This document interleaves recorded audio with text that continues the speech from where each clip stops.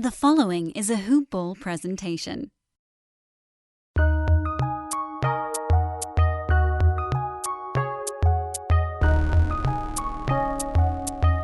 Welcome to the Fantasy NBA Today podcast.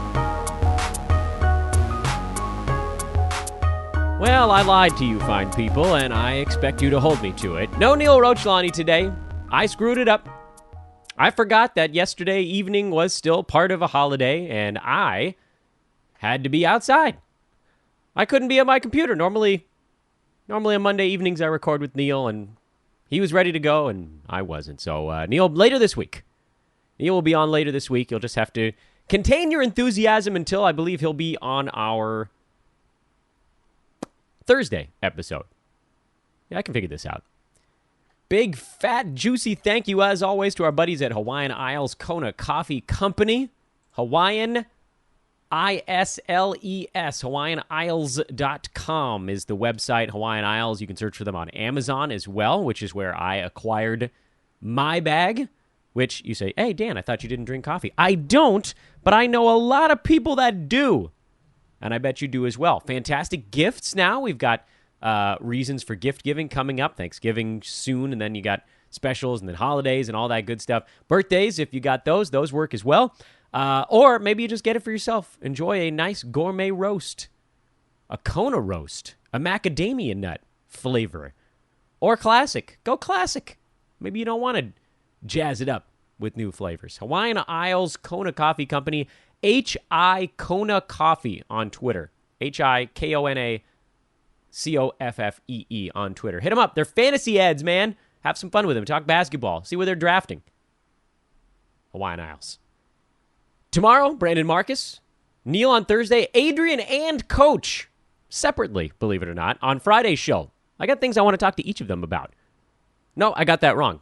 Coach is actually going to be on Thursday, too. See, I couldn't get this right. Is Dan going to go back and re-edit this part? Nope. All right. So Brandon tomorrow. Neil and Coach on Thursday's show. Adrian on Friday. That's the rest of the week here on Fantasy NBA Today. Hello to the Tuesday episode. I am Dan Besbris, DanBesbris. Follow me on Twitter at that. What I just spelled. Type it into Twitter. That's where I'm at. Love to have you following me. If for no other reason than to tell me you want to join a Hoop Ball League, let me know. Opening up the podcast with the Hoop Ball Leagues today. They are significant. Every time I think that the interest is slowing down, it picks back up again. I have like 12 unread emails from people that want to get into Hoop Ball Leagues right now, which is not a crazy big number, but when you consider the fact that I am habitually trying to clean out my inbox, it just tells you that they've all happened basically since the last time I could stop for 10 minutes, and that would be today. So don't worry, I've got your emails, folks, that have already written in. To those of you that would like to join a Hoop Ball League, we've got free head-to-head, free roto, cash head-to-head, and cash roto leagues. They're all 9-cat. They're over at Fantrax. Why? I know the first question you guys are like, why Fantrax? And I'll tell you immediately, it's quite simple. They let us host leagues without being in them. I'm not in all of our, how many freaking leagues do we have going right now? We've got like 9 or 10 leagues already, and every time one fills up, I'm opening up a new one. So we started with 4, we're up to 9. Am I right here? Yeah, and it'll be 10 in a second because one of them just filled, and I just haven't opened the next one yet. And then it'll be 11. We're one more person away from having 2 more open. And I'll just keep opening until people stop joining. So if you're in a league right now, don't worry. We're going to get it filled up. If you'd like to join one, at Dan Besbris on Twitter. DAN, B as in boy, E, S as in Sam, another B as in boy, R-I, another S as in Sam. Hit me up on Twitter. I'll get you in a league. If you don't have Twitter, you can post in the Hoop Ball forums. I'll find you there. Somebody named JJ posted in the forums 2 days ago. I found him. We got a lot of ways to get you in these things. The only thing that's going to end up happening is that we will email, and then I'll get you your join link. So the cash leagues are $50. The roto leagues are daily moves because we have a games cap, so there's sort of no advantage to moving every single day. And the head-to-head leagues are weekly. Again, $50 the buy-in. They're all 12-team, 9-cat. They're over at Fantrax. Hit me up at Dan Besbris. Okay, plan for the day. See, I kept that pretty brief on this one. That was like a 2.5-minute opening. That's nothing for me. The plan for today's show, we will continue where we left off on yesterday's podcast. We did the first 3 rounds of our next breakdown. This is a 9-cat By the way, the buy-in on this league is $200, so it's not a little baby league. This is a pretty good pot on the line. This is a 9-cat head-to-head league. We got the results, 12-teamer. We got through the first 36 picks yesterday. If you'd like to listen to those, you can go back, listen to yesterday's podcast. I'm not going to recap them today. So we're going to pick up at the first pick of round 4 on today's podcast. We'll do that right now because I got other things to tell you guys about, but I'll save those for the middle of the show. First pick of round 4, I mentioned it at the tail end of yesterday's show, and that is Mike Conley.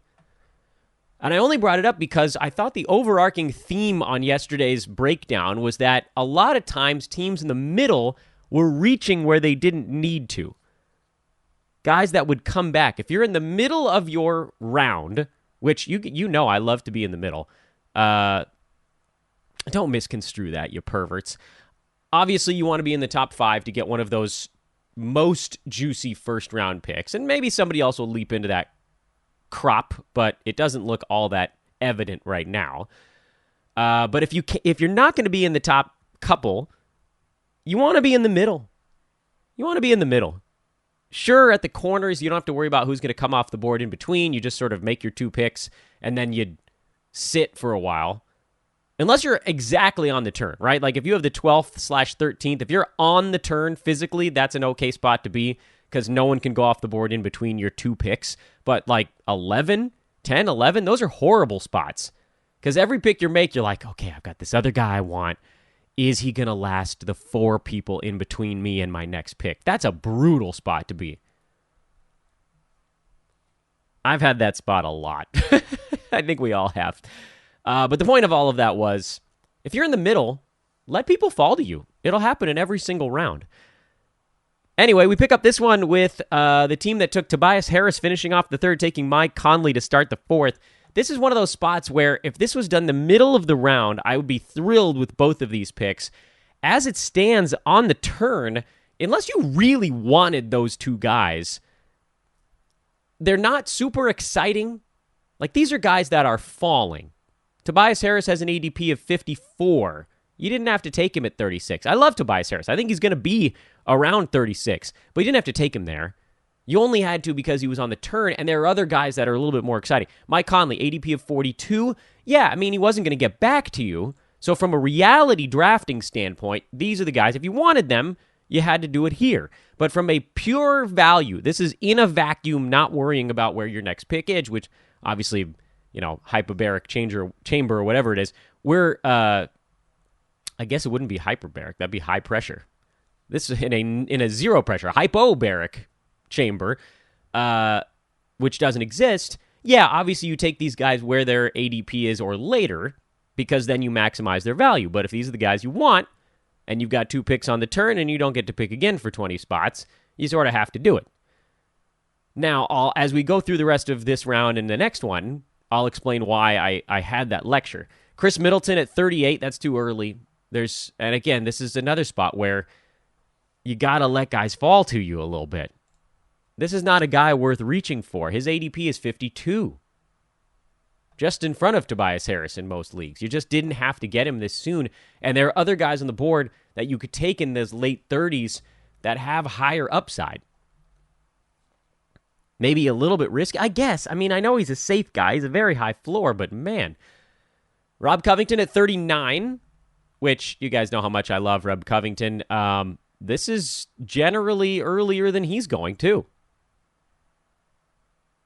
Not by much, though. He's a low 40s ADP. I'm actually a little bit surprised that his ADP isn't a higher number, but it isn't, and so I'm not, I love Rob Covington, so I'm not gonna pick this one apart. D'Angelo Russell at number 40. That's probably a fair spot for him. And this is a 9-cat draft, so he's going to take a little bit of a hit there.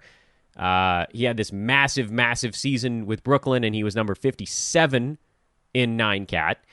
And most people think his percentages might improve. I don't know that his free throw percent is just going to get better from moving to the Warriors. I don't know that his field goal percent is going to get better. He should get better looks, so maybe. But I don't know that his assists could go up from 7. Probably take about the same number of shots until Klay Thompson comes back. So I think you're looking at a relatively similar valuation, with the hope being that his field goal percent goes from 43 and change to like maybe 44 and change or 45, and that would push him from 57 probably into the 40s. I don't know that he can go any higher than that without fixing, like fully fixing, one of his two percentages. Fixing, not just making a little bit better. So I'm not as high on Russell, at least in 9-cat, as most other folks. Mitchell Robinson at 41. This is later than he's usually going. His ADP is 29. So this is a league that was afraid of what the Knicks might do. If Mitchell Robinson falls to 41, you have to take him. Absolutely have to. How many times in your fantasy career are you going to see a guy in the 4th round that could, and this is a head-to-head league, that could literally win you a category by himself every week? Every week. That's a fantastic thing to get at 41. I've talked about how I'm afraid to take him where his ADP is, which is 28.5 right now. You know, that's the beginning of the 3rd round. That's a dicey play. This is the middle of the 4th. That's a big difference. I don't trust the Knicks either, but, I mean, we saw in whatever it was, 20-some, he averaged 20 and a half minutes a game last year, and he was number 47. Even if his minutes only go up from 20 and a half to 24, he's already beating this ADP. That might be all his minutes do. He might not see more than 24 minutes a game. But that's a top 40 guy. Kristaps Porzingis at 42. He's going to be all over the map. His ADP is 32. I mean, if you're trying to go about this one logically, you look at Porzingis and you say, okay, 2 seasons back when he played for whatever it is, a couple of months before blowing out his leg, he was a 2nd-round guy on a per-game basis. I think it's relatively safe to assume he can get back somewhere near that mark. There's going to be some lead-in time here where he's getting his legs back under him. So let's conservatively say 3rd-rounder on a per-game basis with 2nd-round upside. That's where he's going. That's where his ADP is. So we've wiped out most of what he could be worth. And in a head-to-head league, do we think Dallas is going to be hyper-competitive down the stretch? I don't. I mean, do we think he's going to be playing in back-to-backs? I don't. I think you're taking a guy who's going to play 65 games this year, and we don't know exactly when all of them are going to be missed. The risk is just too big for me in most scenarios. Now, that being said, he fell to 42. We're in the middle of the 4th round now. That's a big difference from his ADP, which is 10 slots earlier, a full round, mid-late 3rd. You're giving up a 3rd-round pick in that scenario where you could have had someone you can build your team around. I mean, look at the guys that were going mid to late 3rd. Pascal Siakam, Clint Capella, John Collins, Tobias Harris, late 3rd. If you go a little earlier, and if you look at ADPs of other guys around Porzingis, Draymond, Otto Porter, LaMarcus Aldridge, Mike Conley, Ayton, if you go a little earlier, Mitchell Robinson. But if you look at the other guys going in the 40s, where KP went in this draft, DeMar DeRozan, Derek Favors, Kevin Love, Zach LaVine. Now these are guys, the names I just listed off. I don't think any of those guys has even remotely close to the upside that Kristaps Porzingis has. So that's why, by the way, Clint Capella also has an ADP in the 40s. He went earlier in this draft. He's got good upside as well. But the other guys generally in the mid-40s, you're looking at dudes where if things break their way, for the most part, best case scenario is finishing the year late 20s, 30s, something like that. If things break well for Porzingis, what if he plays 67, 68 games and he's the number 18 guy on a per-game basis, and you got a low 20s guy, low to mid-20s, which, again, drafting him in the 30s, that doesn't leave a whole lot of room for moving up. In the 40s, it does. By the way, this is another example, 2 of them in a row, of examples of when you're in the middle of a round, just let interesting guys fall to you. There's like 5 of these in a row, by the way, in this round, of teams that are just like, I'm going to let guys fall to me. Eric Bledsoe, number 43. His per-game ranking last year, 43. This is a very safe play in the middle of the 4th round, with the only knock being that his ADP is 58. He might have actually gotten back to you. So what do? Okay, I know a lot of people are like, Dan, you're hammering on these guys in the middle of each round, but you're not providing an alternative. The alternative is, at this point, you look to see who else is on the board that should have gone off in the 3rd round. If you're in the middle of a round, that's how you should start your hunt. So Mitchell Robinson, who went at 41, should have probably gone off late in the 3rd round. He didn't. You scoop him up. Porzingis probably should have gone off late in the 3rd round. You scoop him up. I think those are 2 really good examples of guys that probably should have gone earlier that fell a little bit. Eric Bledsoe, probably a guy that would fall farther, and maybe you could scoop him in number 5. Jonas Valanciunas went at 44 in this draft, which, again, let guys fall to you. I don't know how many times I have to say this. Let guys fall to you. I get it. We all want to build these guys. I love JV. You've heard me lecture repeatedly on this podcast about how much I love Jonas Valanciunas. Absolutely adore him. I think he's going to have a fantastic season. I think he's going to sit around number 40 to 45 range, because I do think his blocks come down from that big surge at the end of the year. I also think his turnovers come down. That probably evens out. And, he was around 40 during his time in Memphis anyway. So it evens out. Perfectly fine. But let him fall. If he's going in the 60s, you don't have to get him yet. You don't have to. There's plenty of guys on the board here. And what if you don't get him coming back? This next pick for this team is 53. This is pick 44. What if he doesn't make it all the way to you at 53? Well, then you let the guys that should have gone off in the 4th round fall into your lap. And as we get to these names, I'll explain who they are. Buddy Hield going at 45 is the next one off the board. That's really close to his ADP. I don't have significant beef with this one. His ADP is 44. He went at 45. I think this is a solid pick. No issues with this one. Team that, by the way, took DeAndre Ayton. Middle of the 3rd round. Guys, he's just letting guys fall to him. Jaren Jackson Jr. at 46. I'm on the other side of the fence, and I know that I'm alone in this one. I actually don't have any problem with JJJ going off at 46. But I do want to take one moment, every week we do this one time, and remind everybody that Jaren Jackson Jr. was a top 90 guy last year in 26 minutes a game, because he doesn't rebound, and he stopped blocking shots when he was trying to figure out how to stay on the floor. What we're hoping now is that he sees sort of a Miles Turner-like turnaround, but in his 2nd year, where he figures out how to play without fouling, and the blocks come back. So maybe that was an adjustment. Maybe that was a situation where JJJ was trying to sort of find himself, and he had to dial it back a little bit. His ADP is around 50. I think he's a guy that's going to be going earlier as the summer moves into fall over the next couple of weeks. So to get him at 46, this is basically where you're going to have to take him. And I'm okay with it. I think I'd rather go 5th round or later, but this is towards the end of the 4th, and so, I'll mostly leave us alone. Number 47, Draymond Green. I like this pick. I think he's a guy that you could argue may have gone off earlier and sort of falling to you a little bit. His ADP is right around this. Might be a little earlier even. Yeah, ADP is in the 30s. So this is, I think, another example of somebody that was just like, all right, if you're going to let me get him.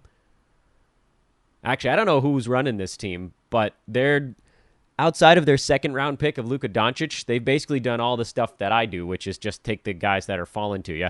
Draymond Green at 47, there's almost no way he's worse than that this year. And he was last season. He had a weird year. He was number 58, and that's sort of a bottoming out spot. So I'm fine with that. Chris Paul at 48, you got to take this chance at 48, don't you? Obviously, it's a head-to-head league, so there's a lot of fear that if he's stuck in OKC all season, he won't play down the stretch, and he very well might not. But his ADP is 30. He fell to almost 50 in this league. 48 was where he went off the board. And he could very easily, and I say this knowing full that well that what I'm saying is a little bit hyperbolic, but I think easily he could be a top 15 guy on a per-game basis. That was the Chris Paul we knew until he sat alongside James Harden.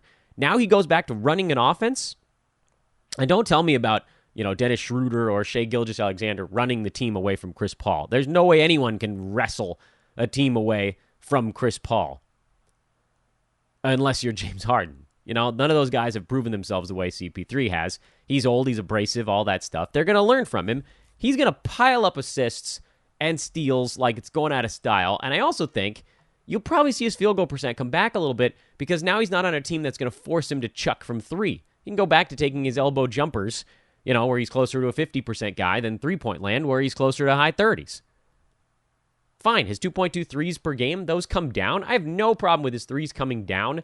If his assists go back up, his steals stay high, and his field goal percent comes roaring back, he probably scores more than 15 points a game too. And even if he doesn't, I don't care. 10 assists, 2.5 turnovers a game, I'll take a 4-to-1 ratio every day of the week. So I think you're looking at a guy in Chris Paul that could be number 15 to 18 on a per game, and then you just hope you can squeeze 65 to 70 games out of him. Yes, in a head-to-head league, if he sits during your playoffs, that hurts, but he could carry you there.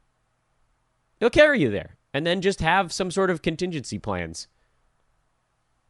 Maybe, don't build a punt team where you need to win assists every week if your assists guy goes down come playoff time. You have to do it at this point. You're at 50 for a guy that could be an early second-round guy on a per-game basis and could be on a totals number. And, obviously in Roto, he's not going to fall this far. But on totals, he could be in the 20s. In 65 to 70 games, he could be in the 20s. Kawhi Leonard-esque, but one click down.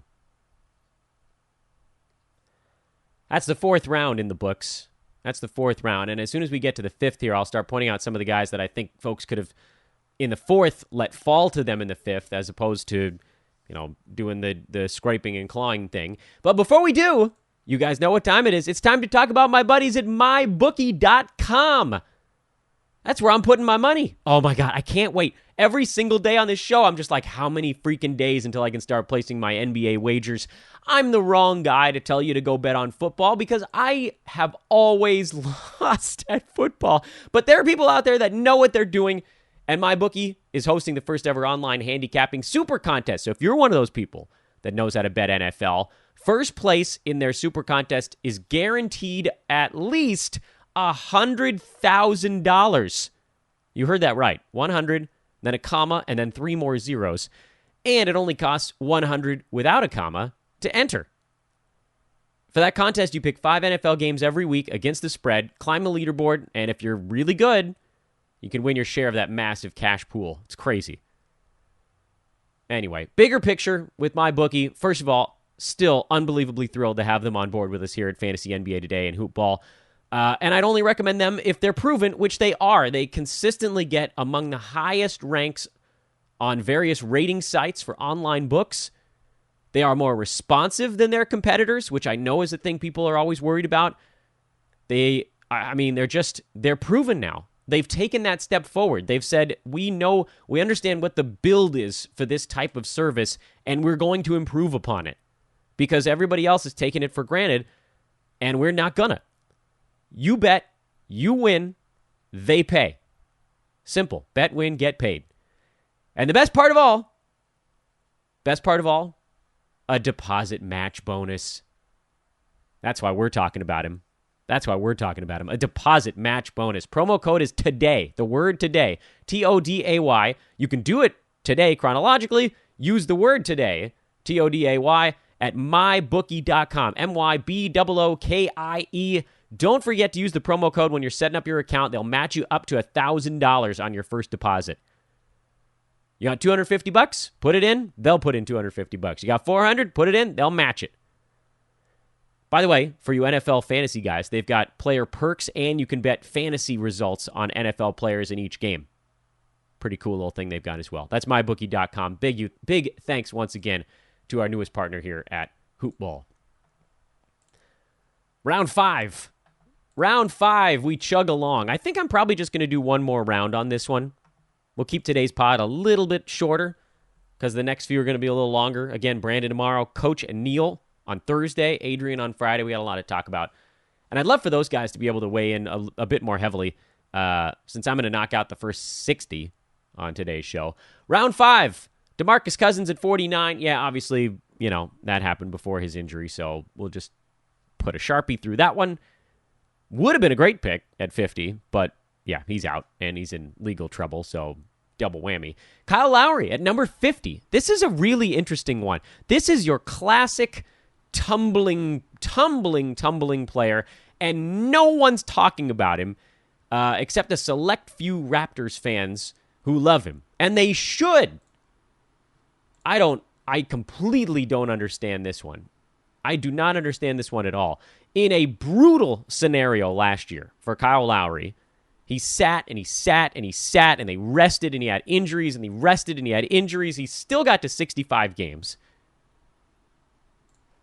And yes, he does have a history of missing some ball games, but it's been sort of inconsistent injuries with him. I think the reason, and I feel pretty confident that the reason he has garnered the injury tag is because his games missed were almost always at the very end of the season. But it wasn't rest games. That's the weird part. I've said a million times, I'm never going to let this guy burn me again, but he also didn't cost me this little when I was saying that. I mean, Kyle Lowry was a guy that was going in the teens, the 20s, the last couple of seasons in a row. So fine. If you're worried about him killing you, yeah, okay, don't spend a second or early third-round pick on him. But a fifth-round pick for Kyle freaking Lowry, guys? Okay, break him down a little bit tighter. 3 seasons back, 16-17 campaign, he shot 46.5% from the field. That's not happening again. That was the anomaly. Look at every other season of his career, he was around 40 to 43 in that window. Pretty narrow band. We know what to expect. What we haven't seen from Kyle Lowry is a situation where he's the lead pony on this team. We've never really seen that. All of his seasons have been with a sidekick. Either a DeMar DeRozan, who's sort of an equal partner, or a Kawhi Leonard, who was clearly way out in front in the pecking order. At least from the shooting side of things. So sure, his 8.7 assists from this most recent year probably going to come down a little bit because he's not just going to be feeding Pascal and Kawhi. It'll just be Pascal. And fine. Maybe his turnovers come up. I mean, his turnovers weren't good last year. He was at 2.8, which is, among his higher totals in his career. When you break down his number, when you handicap Kyle Lowry, there's a lot of arrows pointing up. The only arrow pointing down is what happens at the end of the season. But this is still a playoff team, provided they don't sell off all their parts. The East sucks. There's a few teams at the top that should be able to clobber Toronto in the playoffs. But you wipe those teams out. Let's knock out Philly. Let's knock out Milwaukee. Toronto can compete with every other team in the East. Indiana, Boston, I don't care. Even without Kawhi Leonard, they're still going to be good. I mean, this is probably an upper half team. Or maybe a 5th seed at the worst. So this is a playoff team. They're going to be playing Kyle Lowry. He'll get his intermittent rest days, but I think you're looking at a guy that's going to be gunning for between 70 and 75 games. That'll be his target for this year. So on top of that, we take a guy who, let's say his shooting numbers stay about the same. Let's just say none of that changes. 41%. That hurts you. Yeah, fine. But 14 points is going up. 4.8 rebounds, probably going up. 8.7 assists, coming down a little bit. Steals, blocks, maybe stay about the same. So you're just talking about a guy who's going to increase his volume. 83% foul shooter on more attempts per game, closer to 4 or 5 maybe instead of 3. 15 shots instead of 11. All of this is well within reach. You're talking about a guy that could legitimately add 5 to 6 points per game. And I don't care about points. But that's a huge leap for a guy who was already, and this is the closing argument, number 36 on a per-game basis last year. Easy climb from 36 into the high 20s for Kyle Lowry. High 20s on a per-game basis. You get 70 games out of him. You get more than your money's worth, especially at this point in the draft. I love this pick. I like this dude's team, by the way. Fantastic. I think he's the commissioner. Bam Adebayo at 51. That's basically what you're going to have to pay for him at this point, which is a real pisser. And we said it early in the offseason that as soon as Hassan Whiteside got traded, I said, look out for the hype train. He's going at 47, his ADP. I'm happy he fell a couple picks beyond that.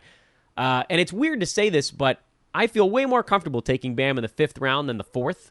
And I know that's not a massive discrepancy, but he's going to cruise into top 70 value without having to do anything at all.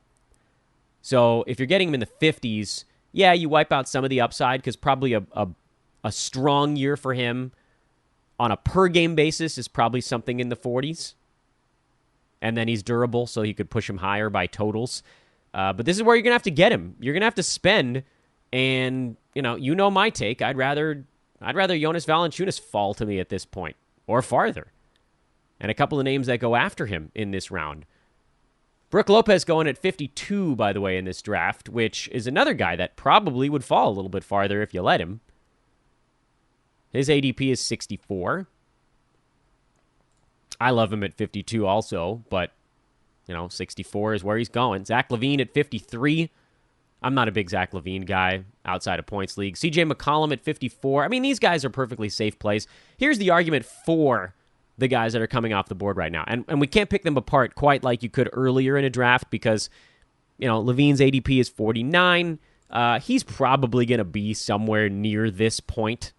I think a little bit back from there because we saw his stat set last year, and he's just kind of that top 60-ish sort of guy. But like CJ McCollum, he's probably a relatively safe shooting guard at this point. Blake Griffin at 55. Sure, fine. I think this is higher than he needs to go. He's number 62 on a per game in 9-cat last year, and I thought last year was about as good as it's going to get for him. I don't think he's going any higher than that, so I'm not scooping up many Blakes. Here's a guy that I thought it was interesting that he fell, is Otto Porter. His ADP is 36. He was drafted at 56. I think he's set up to have a whopper of a year. Call me crazy. He was number 39 on the season last year. For the full season, he was number 39. And if you go back to his last couple of months in Chicago, he was 27. That to me is, you can duplicate that. This is a spot where he's just falling like a boulder. Great pick. This guy got Mitchell Robinson in the previous round. Stealing guys as they're falling. Clint Capella in the 3rd round. Team Stifle Tower. I love what you've done here. You're just letting guys tumble to you that are values 1 to 2 rounds better than where they're falling. Julius Randle at 57. That's fine. Al Horford at 58. I really like this pick. He doesn't need the basketball to do good things. You get yourself a really solid second center in Al Horford who can just coast along at a top 50 clip, and you never have to think about it. He was number 29, by the way, in Boston last year, and his usage was like nothing. He doesn't need the ball. He'll do plenty in Philadelphia. He didn't need to rebound. That wasn't his thing anyway. Love it. And he might even fall farther than that, which is the truly remarkable thing that, his ADP is 64, so you're getting close to it, I guess, at this point. Thomas Bryant at 59. Yeah. You're going to have to pay for him. His ADP is 58. He was one of our guys last year, too. Thomas Bryant, that's one of the ones that I'm a little bit upset about. I was hoping that he'd stay quiet. He was number 99 in just 20 minutes a game last year, and he'll play probably 26 to 28 this season. So, this is where he should end up. Good percentages from a big man. I think he's a relatively safe pick at 59. I'm just upset. I'm pissed at, not this draft, I'm just pissed at all drafts, that he's not falling to like 70. And then Malcolm Brogdon was pick number 60 in this draft. And I got no problem with that one either. I feel like these, again, we're looking at guys that are very safe and attainable. He was number 67 last year on a per-game basis because he doesn't do much on the defensive side. I don't know that that's changing, but I do expect his opportunity to be a little bit bigger in Indiana this season. So hopefully the assists and the points come up. This is fine. He's going at 68, so he wasn't coming back. I feel more comfortable about him as a mid-6th rounder than an end of the 5th. But again, at this point, now you're starting to split hairs a little bit. So looking at the 2 rounds we talked about today and then the previous one, let me just rattle off the 3rd round for those that listened to or didn't listen to yesterday's podcast. 3rd round, picks 25 through 36 in order quickly. Ben Simmons, LaMarcus Aldridge, Devin Booker, DeAndre Ayton, De'Aaron Fox, DeMar DeRozan. A lot of D's in a row there. Pascal Siakam, Clint Capella, Zion, Jason Tatum, John Collins, and Tobias Harris. Those are the 12 guys that went off the board in round 3. And then you heard the next 24 picks. So when I talk about almost where, and more so when you're in the middle of the round than when you're at one of the edges, when you're at one of the bookends, but anywhere you are, guys are falling. Let's look at the third round very quickly. We're going to do all 3 of these now. Now that we've broken down each pick individually, we're going to go look at chunks. And by chunks here, I'm looking at the chunk of guys that probably should have gone earlier that fell. Starting in round 3, the guys that fell that could have easily gone earlier really was basically Clint Capella, but not many. I think what you saw in the third round was a lot of guys scooping up players that they thought were going to get taken before them in the fourth round. And so in this particular draft, the fourth and fifth round is where you saw a lot of guys falling way too far. And we talked about them today. In that third round, LaMarcus Aldridge went earlier than he has in most of the drafts. That's a guy that'll usually fall to you in the fourth. Clint Capella is a guy that's been falling into the fourth in a lot of drafts. Jason Tatum, Tobias Harris, these are all guys that usually have been falling. They didn't. So it just changes which guys fell. In most drafts, and let's look over at round 4 now, in most drafts, Mitchell Robinson, Kristaps Porzingis, Jaren Jackson Jr., those guys had been going in the third. So they just flipped. And so when people ask me, Dan, who should I be targeting? My answer is always nobody. And the other half of that answer is, first half is nobody, and the second half is whoever falls past their value point. So in this particular draft, it flipped. The buzz guys that had been consistently going off in the third, Mitchell Robinson, Kristaps Porzingis, Jaren Jackson Jr., didn't. They didn't. This was a safer draft than most you'd get into. So a lot of the Dan Besbris guys came off the board in the third round. LaMarcus Aldridge, DeAndre Ayton. I'm going to put DeRozan in there, but only because he'd been falling a round and a half past this. Clint Capella, Tatum, Harris. I'm at 5 names. Did I say 5 things? Those guys are all generally gone after the third round. Maybe not Ayton. We can leave him in there. But the other 4 names, those are guys that have generally gone later than the third round. And so that's why in a lot of the discussions we've had on this podcast, I've said, these are guys I'm ending up with a lot. Not because I'm targeting them, but because I'm not targeting anyone else. Or anyone at all. And so generally, at the beginning of round 3, you've seen Mitchell Robinson, Jaren Jackson, Kristaps, those guys come off the board, and that just pushes everyone else down 3 slots. So if you pushed everybody else down 3 spots, well, then you'd have Tatum, Collins, and Harris going in the 4th round. There you go. Two of the 4 guys we were talking about. And then John Collins, by the way, who's almost always going in the 3rd round, he would have gone in the 4th as well. So it's not always going to be the same 3 or 4 guys. It's often the same 3 or 4 guys, but not always. So the point of this long-winded fluff fest through how numbers work is don't set your sights on any 1, 2, or even 3 guys. Just keep an eye who's coming off the board. And when the guys that are normally off the board aren't, well, then you can be like, all right, well, I'll take them if they're still there. And they were. Remarkable. Even at the beginning of round 4, Mike Conley, I think he's usually gone off later than that. Rob Covington, a little bit later than that. That just pushes everybody else farther down the board. So Mitch Rob, 41. Porzingis, 42. Jaren Jackson, 46. Chris Paul, 48. Draymond Green, 47. These are all guys that could have easily gone earlier. And it creates a little bit of a domino effect because then all these safe guys coming off the board earlier than expected. In the 4th round, the names we could list, Jonas Valanciunas coming off the board earlier than expected. Middleton, Conley, Covington. These guys coming, Eric Bledsoe. those guys coming off the board in round 4 pushes other guys to the end of that round or the beginning of the next one. They might be safe guys or they might be buzz guys. Kyle Lowry going at 50. Adebayo at 51. He's been going earlier than that. Otto Porter's been going earlier than that. Thomas Bryant, we've seen go earlier than that. Once you get to the 5th round, it's a little bit less of a one-to-one correlation because guys start bouncing around and reaching, and so then random dudes fall into the 6th and 7th round that are sometimes going earlier. And, Derek Favors went at 78 in this draft, and his ADP's in the 30s. So things get a little bit goofy in terms of, just a straight one-to-one domino. But I hope the point that I'm trying to make is coming across a little bit, which is if you're in the 3rd round, I would say you should expect to some degree some of those buzzy names to come off the board.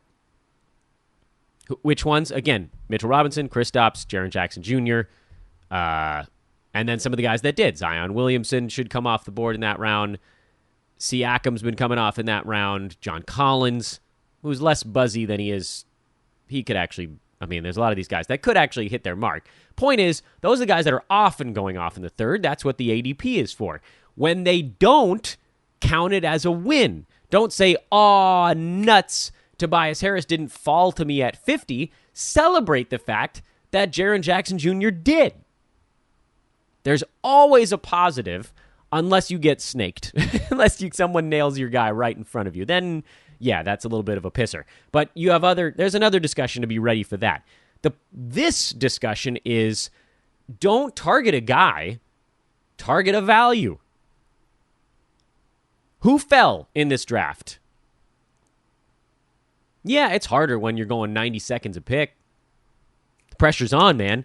If you're sitting there if you got pick 35 and you are absolutely positively expecting Jason Tatum to fall to you or LaMarcus Aldridge or any of these or Clint Capella and none of them do, and you're looking at it, you're like, oh, who's left? Well, in this particular case, you could have had your pick of John Collins, Mitchell Robinson, Kristaps, Jaren Jackson. That's too early for Jaren Jackson. Probably too early for Kristaps, too. And then all the safe guys, too. John Collins got to him. Tobias Harris is a safe pick. Conley, Middleton, Covington.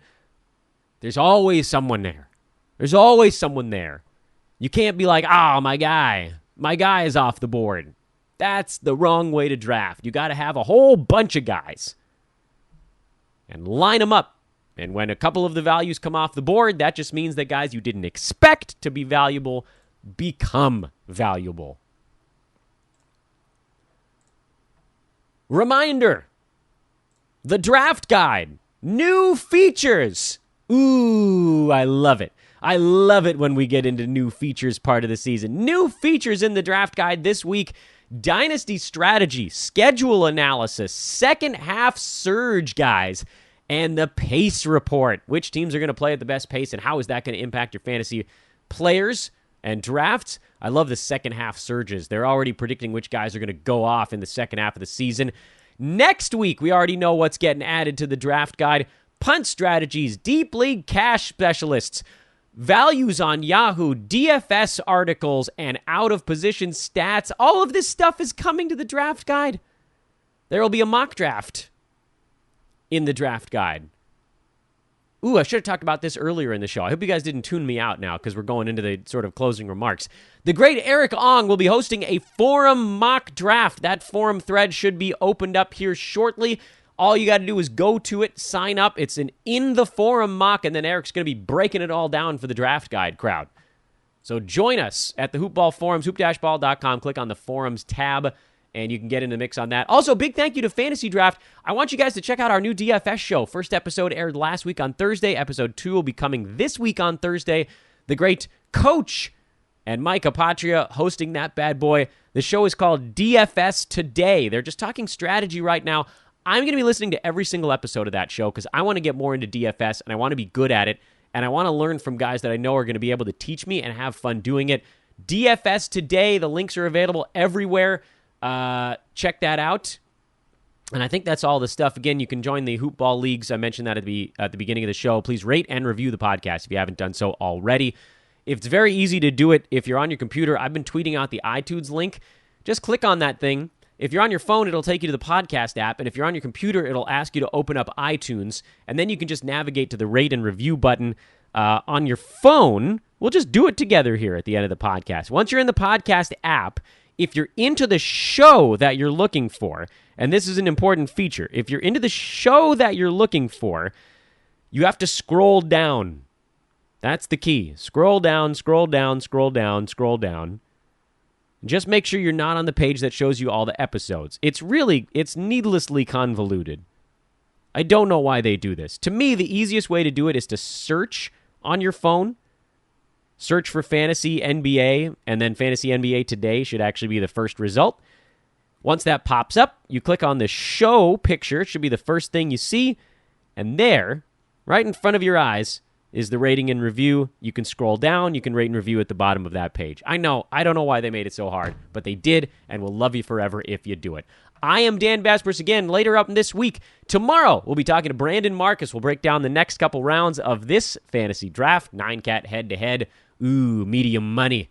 Medium to large for a lot of folks.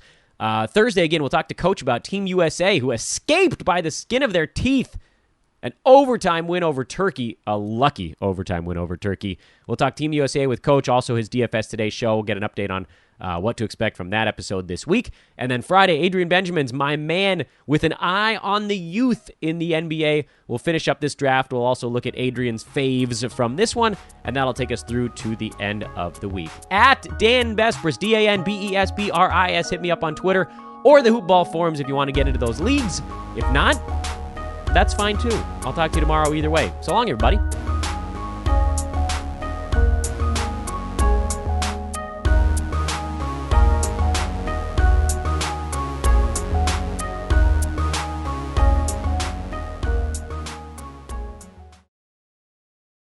This has been a Hoopball presentation.